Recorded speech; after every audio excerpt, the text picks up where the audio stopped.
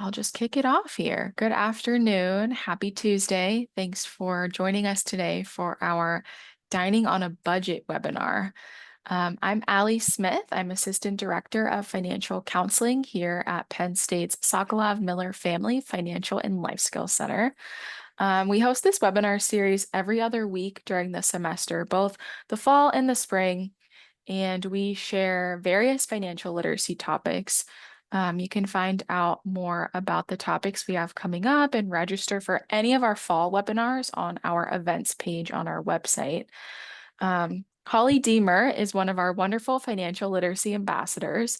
She is also here today. She's going to be helping to moderate the chat, and she'll be posting some helpful links and resources and references to things that we're talking about today in the chat throughout the webinar. So you might want to keep the chat open where you can see it. You'll have some good things from Holly coming through there. Also with us today is Heidi Gibson. She manages the Lions Pantry at University Park, and she's going to tell us more about the Lions Pantry in just a minute, but I'll let Heidi introduce herself now if she wants to. Okay, sure. Can you hear me okay? Yes. Okay, great. So my name is Heidi Gibson. I have been an employee with Penn State since October 2015 and transitioned to a Student Affairs Associate Director and Lions Pantry Manager towards the end of May 2022. So I am learning the ropes along with the current generation of student leaders. And it's just been a really great experience working with that organization and doing our best to work with students and members of the community facing food insecurity. Yeah, big thanks to Heidi for joining us today. I'm so excited that she was able to join us, and she'll be able to tell us a little bit more about the Lions Pantry, or really she'll be able to share with you all more about the Lions Pantry, which is a great resource. So before we dive in, I'll just share a few housekeeping items. As you have questions, or if you have questions, you can ask them in the chat or in the Q&A. Holly and I will both be looking at the chat, and we'll check out the Q&A at the end.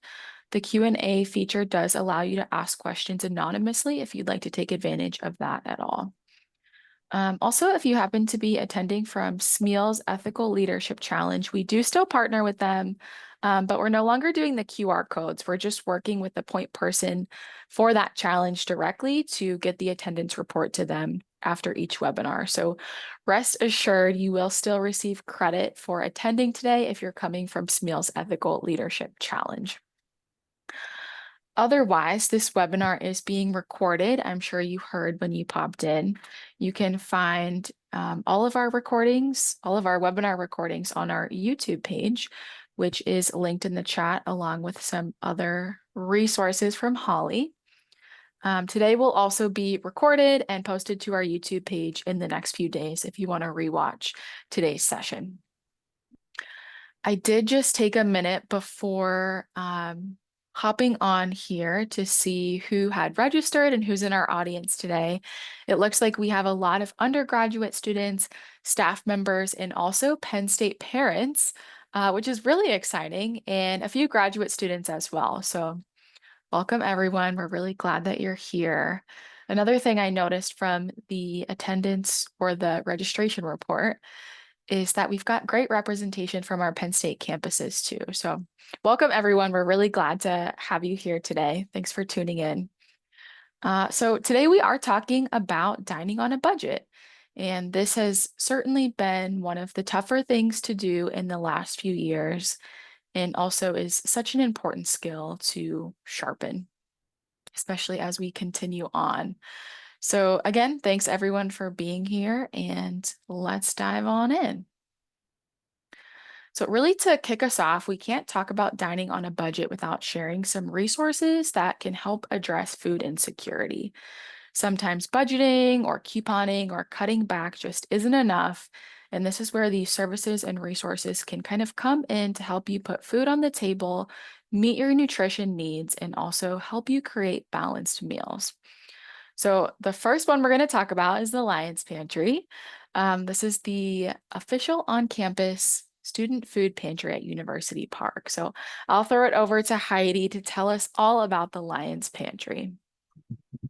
Okay, wonderful.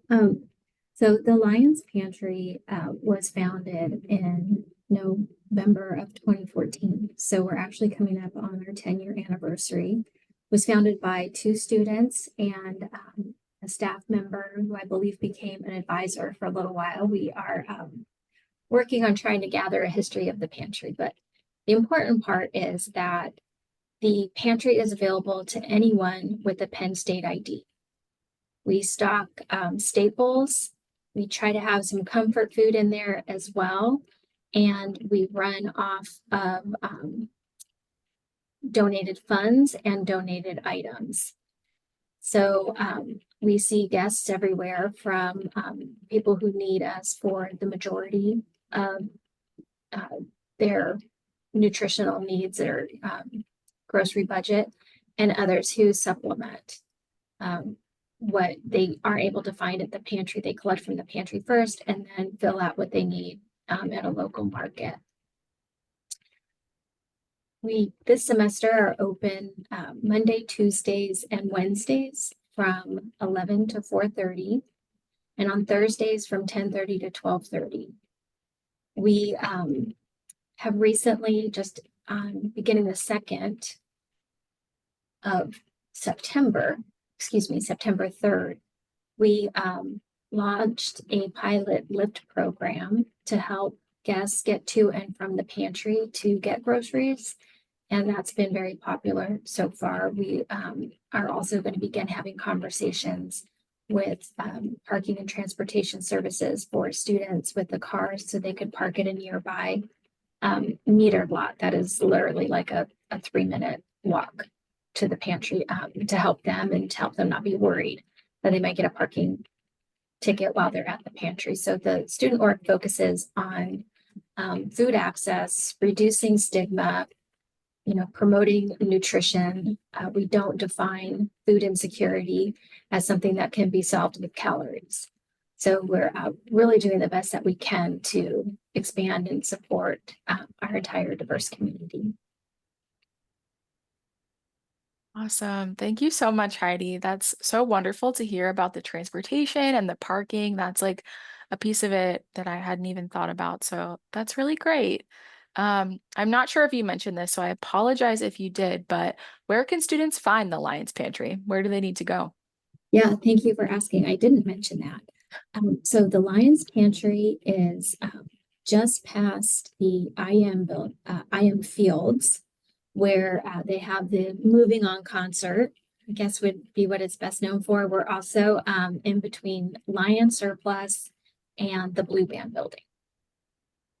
Awesome. Thank you so much. That was great. If anyone has questions for Heidi about the Lions Pantry, please leave those questions in the chat for her. I'm sure she would be happy to answer those. And Heidi, while you're here on the webinar, if you want to like jump in at any time to share anything, please feel free to do that. Okay, thank you. Okay, continuing on with our resources here.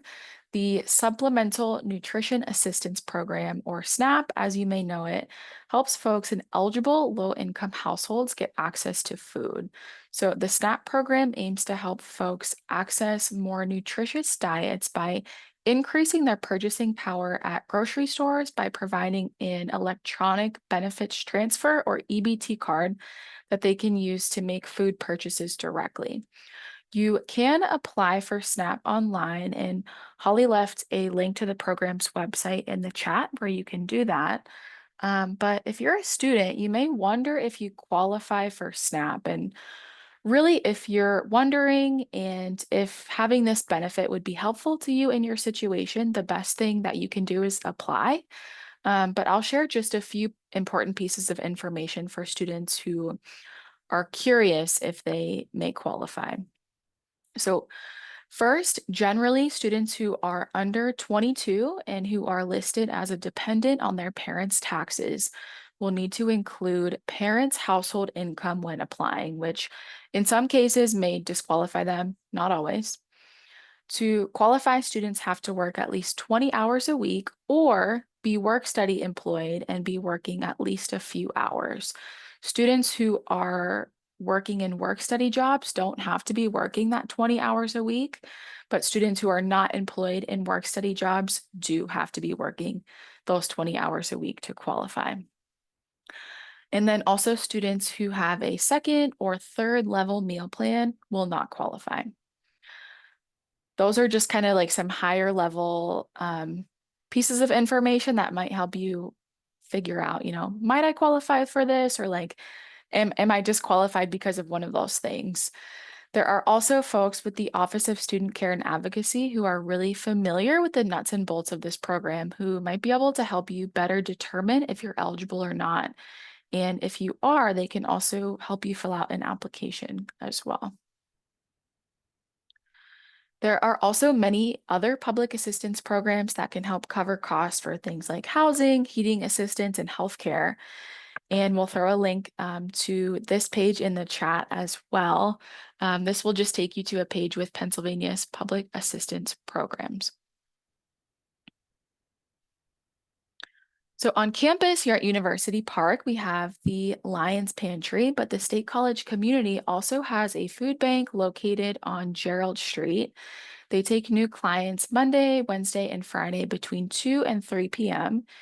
And if you are in a position to give back to the local community, you can donate cash, food, or your time to the State College Food Bank. Center Helps has a 24/7 hotline and helps folks meet their basic needs through a variety of programs.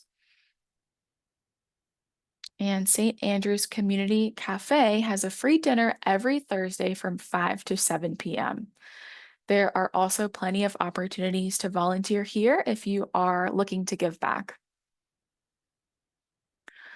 And then the Office of Student Care and Advocacy has an entire office dedicated to connecting students with basic needs and support resources to help support students who are struggling with food or housing insecurity or other basic needs. Not listed on the screen, we don't have a bullet point for this, but definitely worth a mention is also the Feed the People market stand, which takes place in the hub at University Park's campus this fall.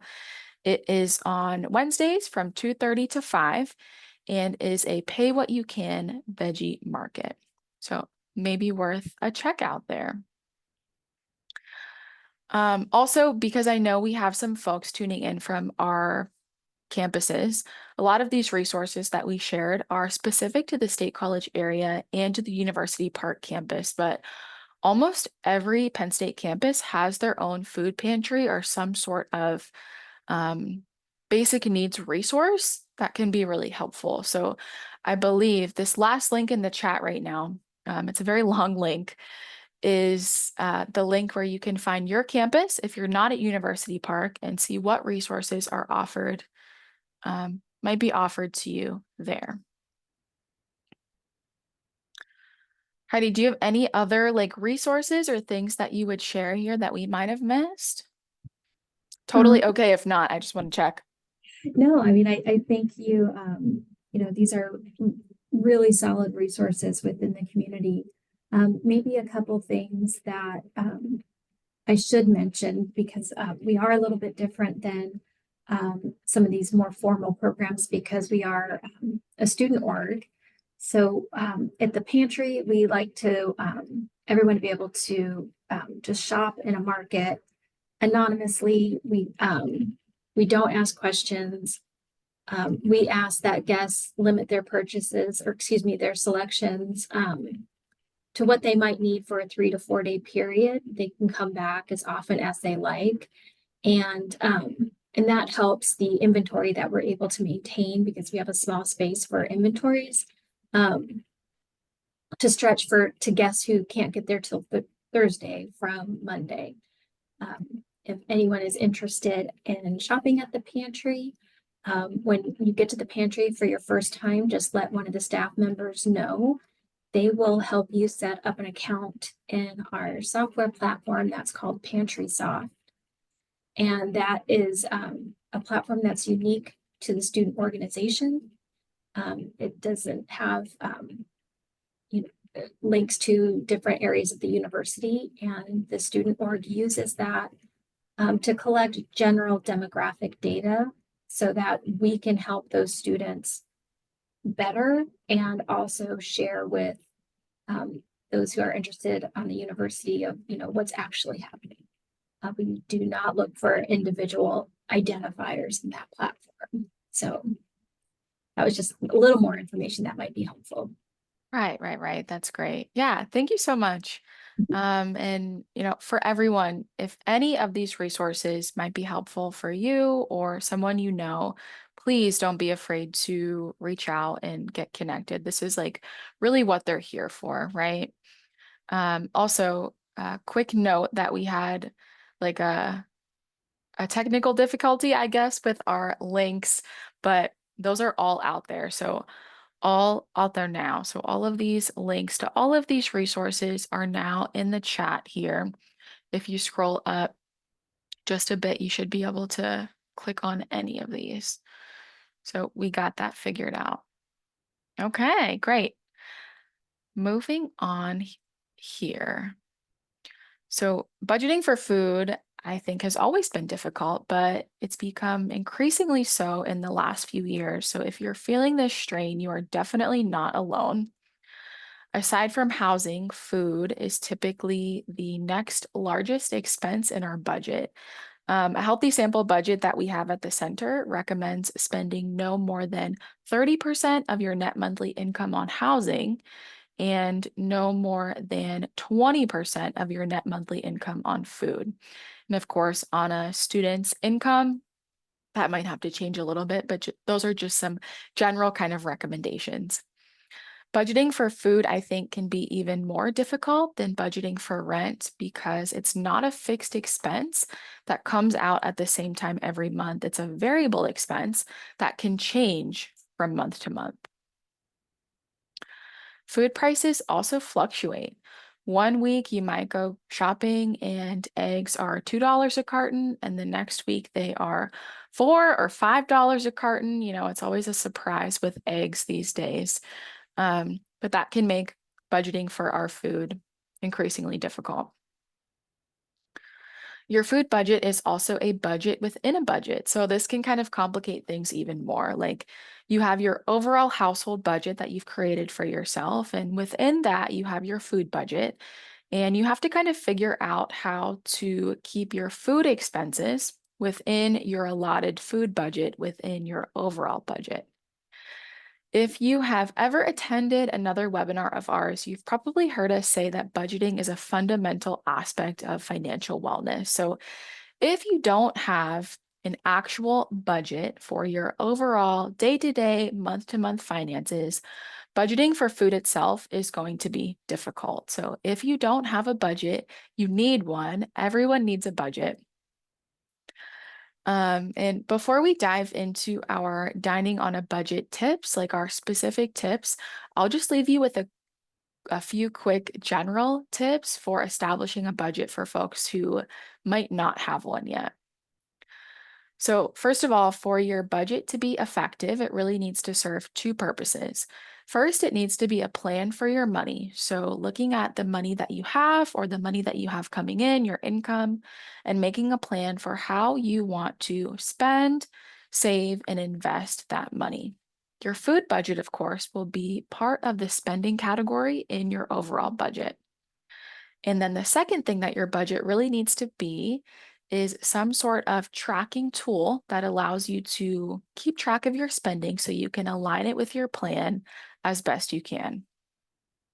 I mentioned earlier, my kind of role at the center is Assistant Director of Financial Counseling. So I do a lot of financial counseling and coaching appointments here at the center. So I talk with a lot of folks about their budgets, and it seems like when people are struggling with their budgets or to stick to their budgets, they usually have just one of those components of a budget and they're missing the other. So they just have like a plan, but they're not tracking their spending, or they're just tracking their spending without any sort of plan or structure around what they want to do with their money. So these two things really need to come together to make your budgeting efforts successful. There are a ton of tools and apps out there to help you create and stick to a budget. And we have a great budgeting spreadsheet template on our website that allows you to do both of those components as well. And that's linked in the chat. So we do know, of course, budgeting for food is difficult because of the reasons and things that we just talked about, but there are some things that we can do to help keep our food budgets in check. Of course, along with utilizing the resources that we have that we talked about on the last slide. So the kind of game plan or roadmap for this webinar today is we've got 5 tips for dining on a budget. So we'll go through those tips today.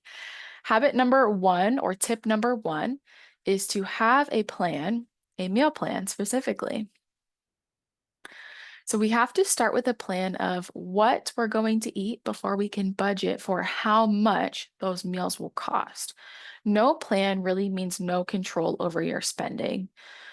No plan also means you're more likely to just order out when you inevitably get hangry because you need food, right? And if you haven't planned for anything, you're going to get food somehow.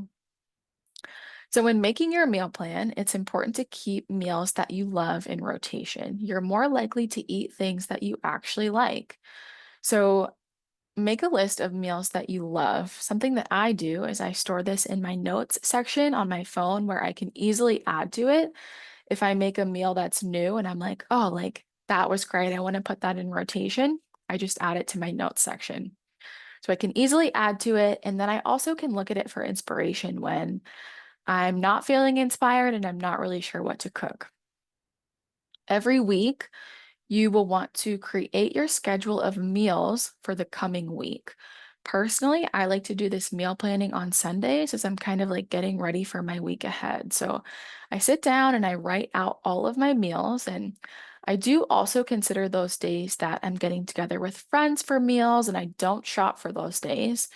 And I also consider my schedule. So if I'm having a really busy week or I'm planning to have a really busy week, I'll stick with easy meals and not expect myself to cook gourmet meals from scratch during those times.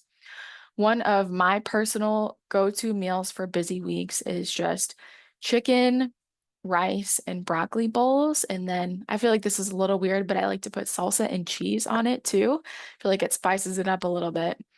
But that is really easy and simple. I prep my chicken in advance and I use frozen broccoli. You can just microwave that. It's really easy.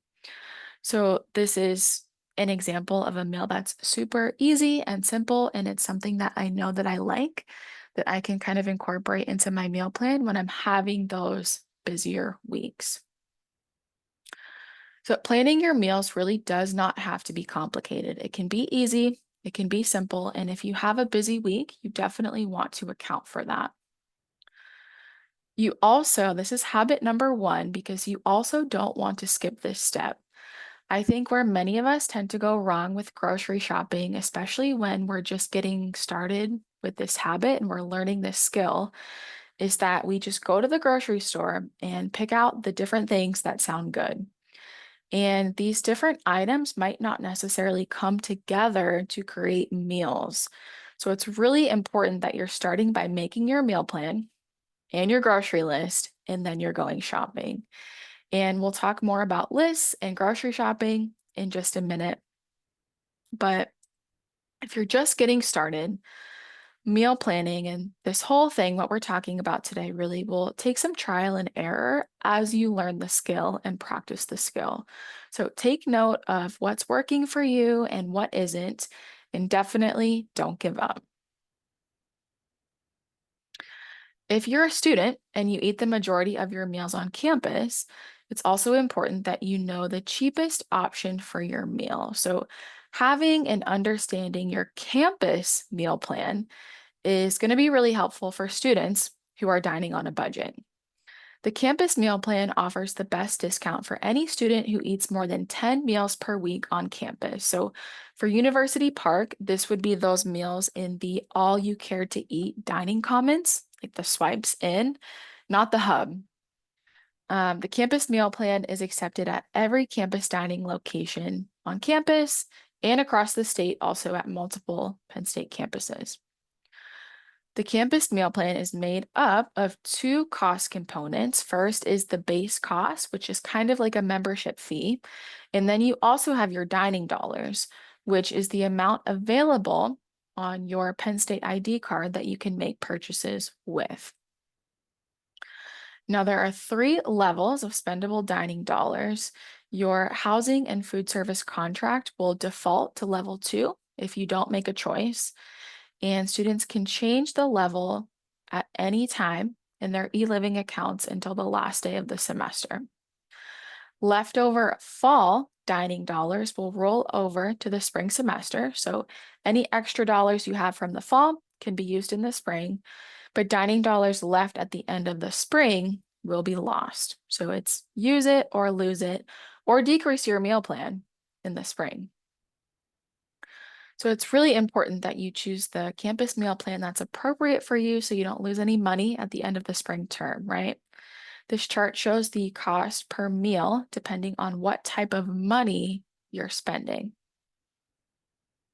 And again, to be clear, this is for swiping yourself into the all you can eat or all you care to eat dining commons. So looking at this chart, you'll see that the campus meal plan is the least expensive by far.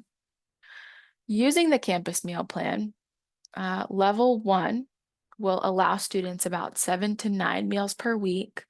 Level 2 will allow for about 11 to 13 meals per week, and level 3 will give 14 to 16 meals per week. And those estimates are again are for the all you care to eat dining commons, not for those additional places that you might spend money like Starbucks or the Hub.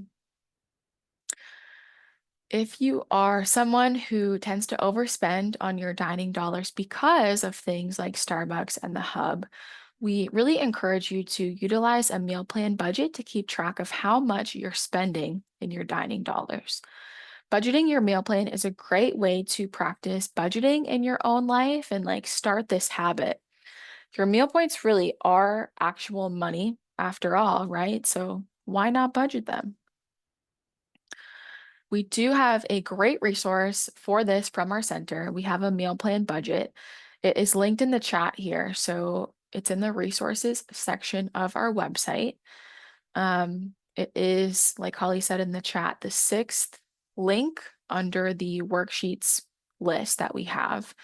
And then we also have a YouTube tutorial on how to use the meal plan budget, and that is linked in the chat as well. Okay, habit number 1 was to have a meal plan. Habit number 2 is to change how you shop. You probably already know how important having a grocery list is. You probably also have heard that you're almost guaranteed to spend more if you shop hungry. Like I mentioned earlier, without a list, you may just end up buying a bunch of different items that sound good, but be left without any actual meals that you can put together. So a complete shopping list is going to be very important. But you might be shopping backwards. I know that I used to shop backwards and I spent a lot more on groceries actually because of it. So think about what your current process is for deciding, what you want to eat or what you want to make for the week. Creating your meal plan and making your grocery list. What does that currently look like for you? Do you go online or use a cookbook or Pinterest for recipe information and then create your meal plan with those recipes and then shop based on that list? That's how I used to do it, and it does make sense. That's certainly a logical way to do things, but here is a money-saving hack to change how you grocery shop. You really want to shop in your own pantry, fridge, and freezer first. See what items you have in there that you can use for the week ahead. Do you maybe have rice that you bought in bulk or pasta that you bought in bulk? Is there chicken in the freezer, or do you have a zucchini that's about to go bad in the back of your fridge? Maybe you got pasta and sauce on sale last week. So you really want to plan your meals around the things that you already have. This will help you buy less each week at the store, and also by prioritizing what you already have, this can help to minimize food waste as well. Personally, when I changed my process from, finding my recipes, creating my meals, and making my list and grocery shopping to shopping in my own pantry, fridge, and freezer first and using that to create meals, I started to save a lot more money on my groceries, but I also noticed that I did not waste as much food, which we don't want to be wasting food, right? So we want to be sure that we are shopping with what we have first. Also, not every store costs the same. So, for example, here in the State College area, I think Aldi and Walmart tend to be the less expensive grocery stores, while from my experience, Wegmans and Giant tend to be more expensive. Grocery shopping can also be overwhelming. I think the easier that you can make it on yourself, the more likely that you are to actually do it and do it regularly. So I'll just share some quick tips that might help for you make grocery shopping easier. When you can, utilize grocery pickup services. Most stores have them these days, and I love personally using grocery pickup because, excuse me, as I'm adding items to my cart before checkout, I can actually see my balance going up and how much I'm spending based on what I have. And really, that's a luxury that you don't get in stores. So if you're someone who's constantly overspending and going over your grocery budget, utilizing those grocery pickup services might be really helpful. If you do prefer to shop in the store, you might also organize your grocery list by category so you know what you're looking for in each section. So, for example, organizing your list by meat or produce or bread or grains. This might help keep you more organized in the store and prevent you having to run all around hunting for those things that you forgot about when you were in that section already. Also, sticking to one store per week might help simplify things a bit and also help you save some money. If you are someone who likes multiple grocery stores, you could alternate. If you go grocery shopping every week, you could alternate every week. So, maybe one week you go to Walmart and the next you go to Aldi, and the next week you go to Trader Joe's instead of going to all three in the same day. Ultimately, the goal with grocery shopping is to kind of strike a balance between cost and convenience that's comfortable for you and works within your budget. Habit number 3 is to look for deals. Did you know produce that's in season typically costs less even at the grocery store? So in the fall, apples, grapes, cranberries, pears, and tomatoes are all in season. If you get a chance, take notes on if those items, when you see them in the grocery store, are less expensive than they usually are. I bet you'll find they are. You can also utilize canned or frozen produce. Canned and frozen produce products last longer, are cheaper, and frozen fruits and vegetables, especially, are just as nutritious as fresh. Personally, I really love to lean on frozen vegetables as a cheap, healthy, and easy side dish. Can just pop those in the microwave, and in a few minutes, you're good to go. Put some seasoning on there and you've got your vegetables. If you have the means to buy in bulk, that's also a good way to save some money for example, if you like rice, instead of buying single serve rice, you can buy a big bag of it for much cheaper per serving. Then, when you're shopping in your pantry, like we talked about earlier, to create your meal plan, you'll see your rice and you can incorporate that into your meals for the week. Um, Another thing to think about is price per ounce or price per serving. So this is really the cost of the item, the total cost of the item divided by the number of ounces in the package. Price per ounce or price per serving is usually going to be listed on the item's price tag at the grocery store. So comparing price per ounce between items allows you to really see the cost of a serving and it also can help you determine if buying in bulk might save you money. It can also help you figure out which brand of an item is most cost effective and is going to best fit in your budget. So typically, store brands are less expensive than name brands. If you can afford to, non-perishables are a great thing to buy in bulk because they won't spoil. So think things like bags of rice, pasta, rice and pasta meals also make for really easy meals that you can throw together if you decide to keep them on hand. I also mentioned earlier that grocery stores like Wegmans and Giant tend to be the more expensive grocery stores in this area, at least from my experience. That said, though, I know that Giant has a weekly sales flyer where occasionally they share some really killer deals. So every so often I'll look through those sales flyers and go into Giant specifically for those deals because I know outside of those deals, Giant does tend to be a little bit more expensive. But a lot of stores and apps, or a lot of stores have apps where they share deals, and some stores like Giant still do the weekly sales flyer. But if you want to get really crafty with dining on a budget, you can, first shop in your own pantry and your fridge and your freezer. And then also check out those sales to see what meals you can create with what you already have and those items that you can get on sale. You can also kind of stockpile those items you get on sale and then use them to create your meals each week and then just kind of rinse and repeat. If you find a good deal on something that is perishable like meat, you can definitely freeze it until you're ready to use it and then unthaw it immediately before you're ready to cook it. For example, I recently got a few salmon fillets on sale and just like stocked my freezer. And now when I want salmon, I've got it. All I have to do is pull it out and cook it. And I don't have to pay full price, which is great. Some grocery stores also have rewards programs where you sign up once and before you check out, you just scan your card or enter your phone number. And that's when they apply those rewards and those deals to your balance. These programs are usually free to sign up for, so be sure to sign up if the grocery store that you shop at frequently has one or you're not getting those deals. Signing up is what will actually make you eligible to receive those.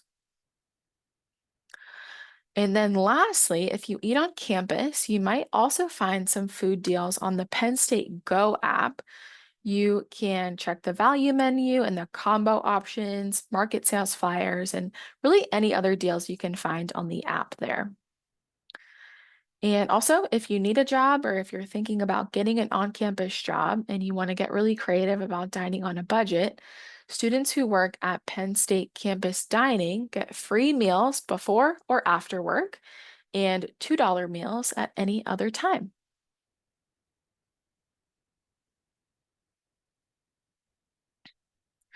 Okay, so we knew this one was coming. Habit number 4 is to reconsider dining out.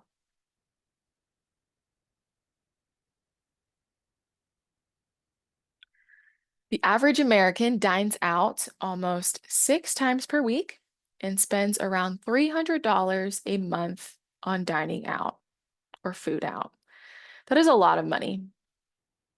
Groceries are expensive and increasingly getting more expensive, but buying groceries and creating meals is almost always going to be much, much cheaper than buying food out.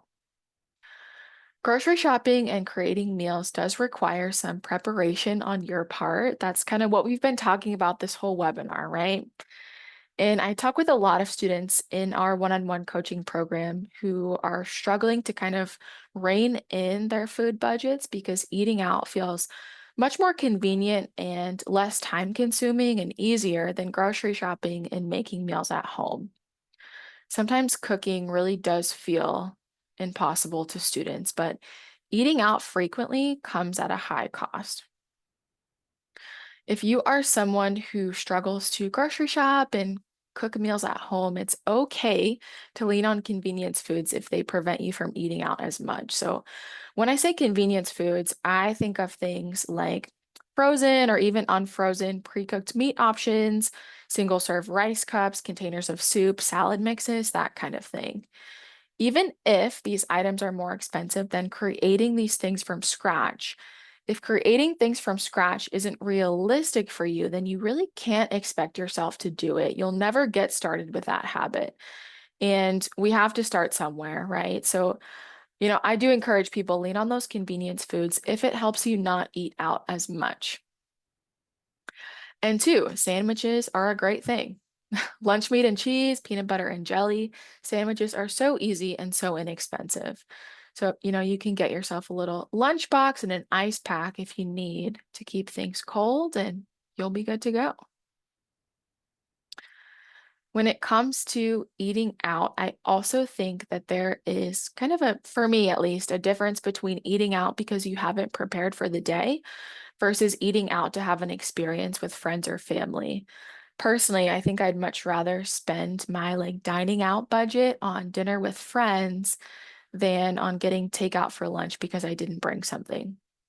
It just feels a little bit more meaningful to me, and I bet some of you in the audience would agree as well. So as we talk about dining out here, on the next slide, we have a short clip to show you from a video from the 2 Cents YouTube channel called How Eating Out Keeps You Poor.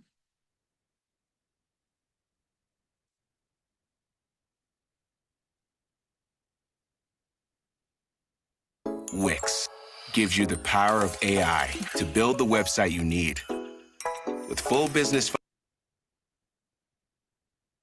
Of course, we had to watch an ad first. functionality and a design I'm hoping that this works. tailored just for you. Okay. Let's say Jake here goes out for dinner 3 times a week, spending $35 each time. He starts every workday with a latte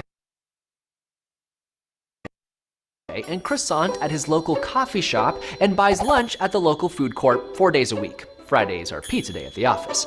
In 1 year, he spent over $9,000 on commercially prepared food and drinks, over 12% of his yearly salary of $75,000. What if Jake could get those 3 dinners down to just 1 a week? And what if he started making coffee and breakfast at home and brown bagged lunches at work? Assuming that all those homemade meals would come out to around $5 each, that would mean a yearly savings of $4,420. That's enough for a Hawaiian vacation. But wait, we're not done. What if Jake took those yearly savings and put them into an account earning 7% compound interest? In just 10 years, he'd have over $65,000, enough for a down payment on a house. In 20 years, he'd have almost $200,000, all from just eating at home more often. Jake's example demonstrates that even in an era of burdensome healthcare and student loan obligations, you might have some wiggle room in your finances. Even a small cutback in dining out could allow you to finally pay off an onerous debt or build an emergency fund. This might be easy advice to give, but harder to put into practice. Many of us dine out because we're too busy or tired to cook after a long day of work. If we know how to cook at all. And going to restaurants isn't just about the food. It's a social event, a place to see your friends, to connect with coworkers, take the edge off a stressful day. So we're not saying never go out to eat, but if you want to cut down on this expense, you first have to know why you're spending the money in the first place. Is it a convenience or a luxury? If it's a convenience, in other words, if you're eating out because you don't have time to cook at home, well, the problem might be a lack of preparation. After all, brewing a pot of coffee and toasting a bagel can be less time consuming than waiting in a Starbucks line and can potentially save you hundreds of dollars. There are lots of Okay, I'm going to stop there. I wanted to include that bit about making coffee and a bagel at home actually versus waiting in a Starbucks line. I thought that actually made a lot of sense. Also, especially as students, we're probably not eating out enough that not eating out anymore would earn us a Hawaiian vacation or a down payment on our house. But it is really important to think about the money that we are spending eating out. Holly put a link to the full video in the chat if you want to watch that. That full video is about 7 minutes. But I think in college, really, that's why we talked about the convenience factor, or they talked about the convenience factor. From my experience, that is why students tend to eat out a lot, really, is this convenience factor. And this is what I hear from students as I'm talking to them in one-on-one meetings about their budgets and their food spending. So with a little bit of preparation and a trip to the grocery store every few weeks, we can save time, or we can save money for sure, and likely time as well. Like instead of waiting in line at Starbucks for a breakfast sandwich and a coffee, what about one of those microwavable breakfast sandwiches that you can make at home? You can probably get a box of those for the cost of one sandwich from Starbucks. And that might end up being even more convenient than, leaving and making a trip to Starbucks before you have to go to class or work or wherever else. Um, yeah, what about like a bagel and a piece of fruit, or one of those sandwiches and a piece of fruit, right? Just some food The for, resources on the web. gosh, just some food for thought here. Okay. So habit number 5, coming full circle, is to track your food expenses in a budget. Budgeting for food, again, is going to be really difficult if you don't have an actual budget for your overall day-to-day, month-to-month expenses. Your budget really should take some sort of physical form. So just thinking about your money doesn't really qualify as budgeting. And remember, I said this earlier, an effective budget really needs to be 2 things. First, a plan for your money and where you want it to go. And then also it needs to be a tool to help you keep track of your spending so you can align your spending with your plan as best you can. There are many different tools out there that can help you create and maintain your budget. So be sure to find a tool that you like, and it might take some trial and error to find the tool for you if you're new to budgeting. You could use a budgeting app, a budget spreadsheet like we have from our center that we shared, or you could even keep it really simple with like a journal or a paper budget. It's really whatever works for you is what you should do. I'm curious in our audience today, does anyone have a favorite like budgeting app or a budgeting method that they use? And if so, let us know in the chat.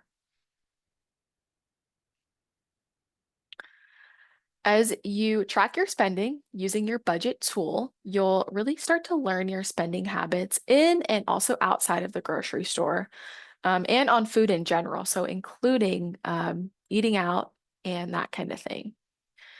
And if you keep on top of your budget, you can work to adjust your spending over time as needed. Once you've got your food spending tracked for a week or even a month, you want to take a look back over that and categorize it as a need or a want.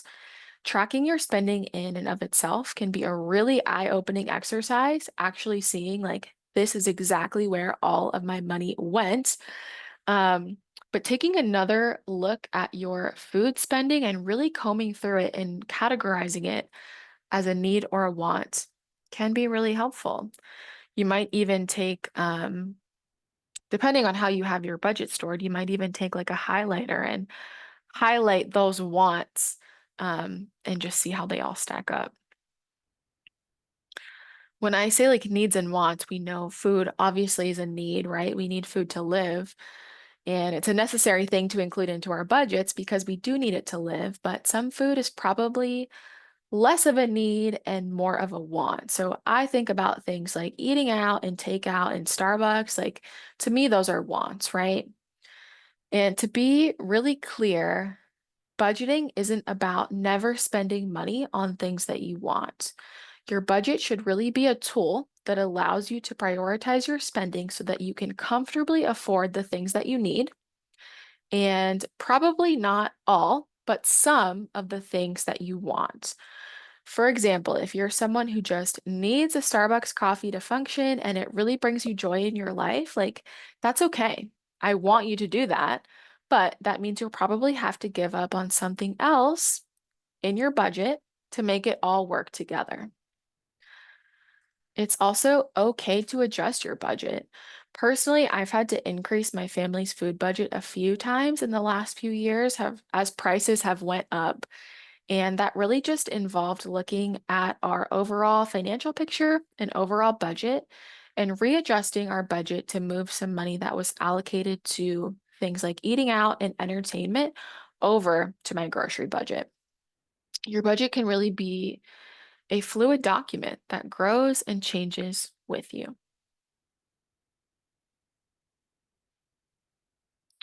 Of course, we are also here to help. And as we wrap up here, I'll just give a quick reminder of some of the programs that we offer here at the center. And these are all free and open to all Penn State students.